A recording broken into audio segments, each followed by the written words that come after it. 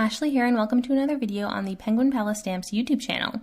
Today I am super excited to share a card that I made with some of their new supplies from their new Spring 2021 release.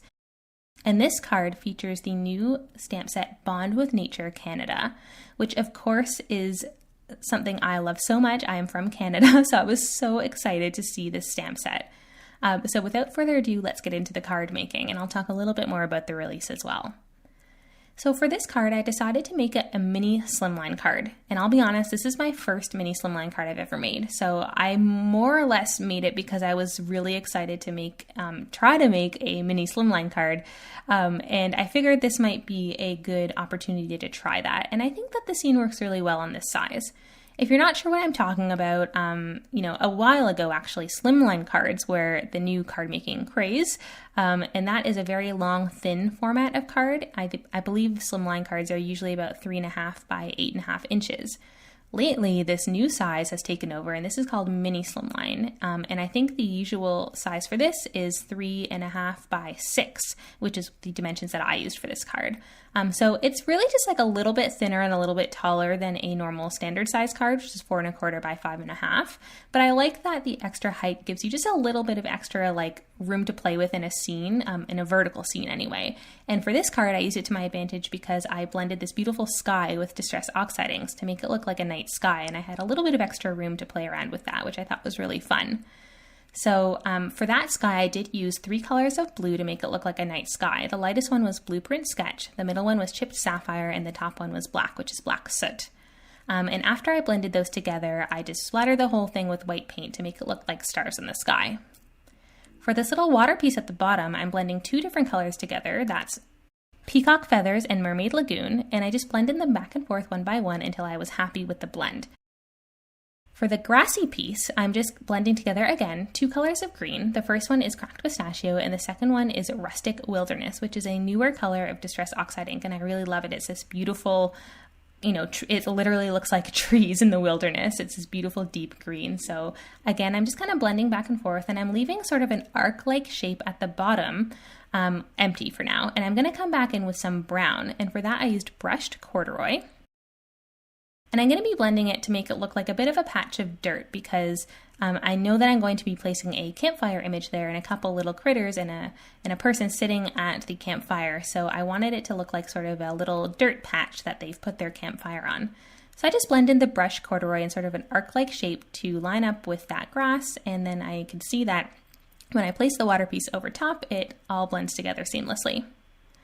For this piece, I just splattered some brown Distress Oxide ink onto it to make it look like sort of brown flecks of dirt in the grass. And for the water, I splattered on some liquid shimmer, and that just makes the whole piece super sparkly.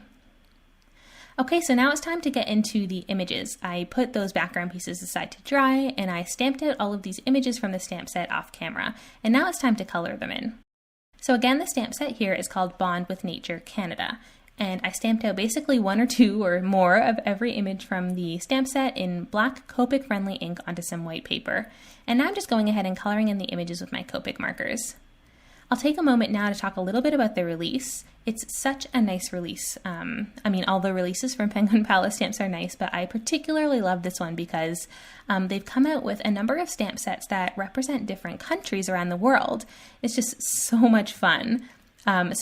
Obviously, this one is based in Canada, which I love. I am Canadian, and this just reminds me of home. I go camping a lot. My husband and I love to go camping. 2 people sitting around a campfire with a cooler and a lantern in the background is actually a very normal situation for us. I love that the stamp set also includes some other iconic Canadian things, like the maple syrup, the maple leaves, mountains, because Canada has so much beautiful nature. The little beaver, which is super cute, and although I didn't stamp it out for this card, there is a little image of the CN Tower, which, if you're not aware, is an iconic piece of architecture located in Toronto, which is very close to where I live.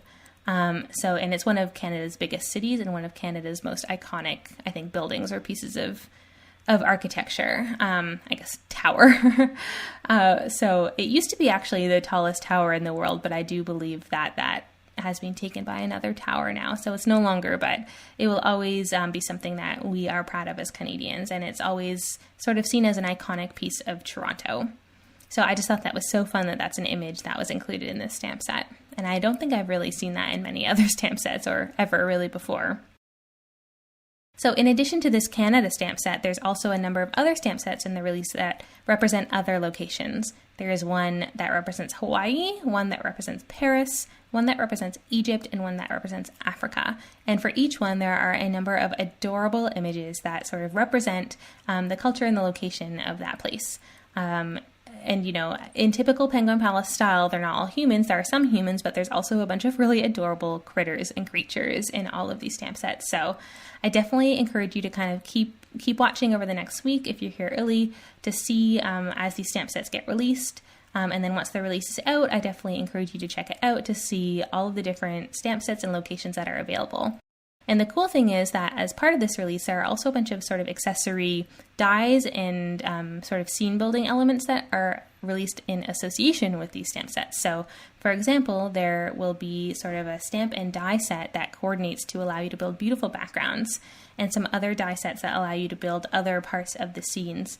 So you'll see those throughout the next week if you're watching this as it's released, and if you're watching this later, then yeah, again, I definitely encourage you to check it out because the products go together very nicely. So as I've been talking about the release, I have also been coloring on screen. As you can see, I'm using my Copic markers in my typical Copic coloring technique, which is just to start with a dark shade and come back in and blend it out with a light shade, and then sometimes to go back with the dark shade just to add some extra dimension. I use just sort of normal, traditional colors to color a lot of these images in, and I'm not going to show the coloring of the leaves because I don't end up using those on the card. So once all of those images are colored, I do go ahead and cut them out off screen, and then I can come in and prepare my sentiment. For the sentiment, I'm stamping out the sentiment that comes in the stamp set. It's called Happy Birthday A, which is very Canadian. I'm stamping that out onto some red cardstock just with some Versamark embossing ink, and then I'm adding some white embossing powder, which I can heat set until it's nice and melted. And then I'm going to cut it down into a thin strip, which I'll just place right onto my card, sort of near the top of the panel. So once I have all of those elements ready, it's time to build out the card. So again, I cut down a white card base to be 6 by 3.5 inches once it's folded, and that is the size, I think, of a mini slimline card. But really, I mean, at the end of the day, does it really matter? Just make the card at whatever size you want. You don't really have to stick to any dimensions, but I did try to go with what I thought a mini slimline card should be. I stuck all the background pieces down with some glue, just one by one. So I stuck the sky down first, then the grass, then the water.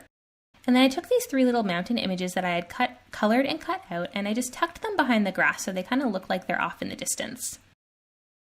I also laid down all of my images onto my card where I want them to be, but I haven't glued them down yet. And then I can just come in one by one and glue all of these pieces down. So like I mentioned, I just put that sentiment strip near the top, and then I sort of arranged the other images into a little scene at the bottom to look like the bear and the little girl are having a nice little campfire by the water. And of course the bear is making s'mores, or at least he's roasting marshmallows, and I guess in my mind I just assume that he must also be making s'mores, because why else would you roast marshmallows, right? Oh, I love s'mores. Anyways, so some of these images I just stuck down with some liquid glue, and for some of them that I wanted to stick out, I put foam squares behind them to add some dimension. So for example, this little bear sitting on the stump with his marshmallows, I put some foam squares behind him so that he could be stuck up, but for the little lantern behind him, I just glued that straight down onto the card with some liquid glue. By the way, if you see my cat coming by, she likes to visit me in a lot of videos, so you've probably seen her before, but her name is Luna, and she loves crafting along with me, or at least visiting me in the craft room. Okay, so once everything's glued down, I just cut the edges off of that red banner, and that is it. That is the final card. I hope that you enjoyed watching this video. I really loved using this fun new stamp set, and I hope that you enjoy it as well. It was so much fun to make, and I can't wait to make cards with the other location-based stamp sets as well. Thanks again for watching. If you do want to see more of my cards, make sure to check out my Instagram account, which is linked down in the video description below. Thanks so much, and I'll see you in the next video. Bye!